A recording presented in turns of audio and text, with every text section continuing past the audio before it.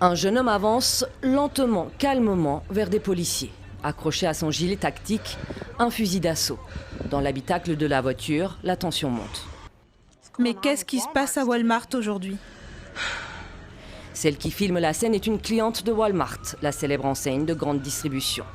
L'homme arrêté vient tout juste de sortir d'un de ces hypermarchés, où l'on vend aussi bien de la nourriture et des vêtements que des munitions et des armes. Pas de tir, personne n'est blessé, mais sur place, les clients paniquent. Car 5 jours auparavant, un magasin Walmart a été le théâtre d'une fusillade sanglante. 22 morts et une dizaine de blessés en quelques minutes. Le Texas pleure les habitants d'El Paso aujourd'hui. Cela aurait dû être un jour normal pour ce parti faire du shopping tranquillement. C'est devenu l'un des jours les plus meurtriers de l'histoire du Texas. Alors 1 mois après cette fusillade, Walmart annonce sa décision. L'enseigne ne vendra plus de munitions pour fusils d'assaut.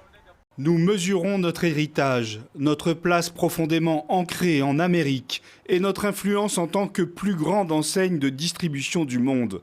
Et nous mesurons la responsabilité que cela implique. Face à une situation complexe sans solution simple, nous essayons de prendre des mesures constructives. Le statu quo est inacceptable.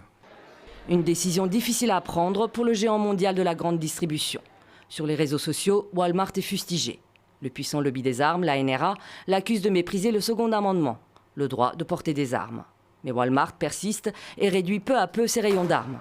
En 2015, la société a arrêté la vente de fusils d'assaut. Avec cette nouvelle décision, la part du groupe devrait chuter de 10% sur le marché des munitions.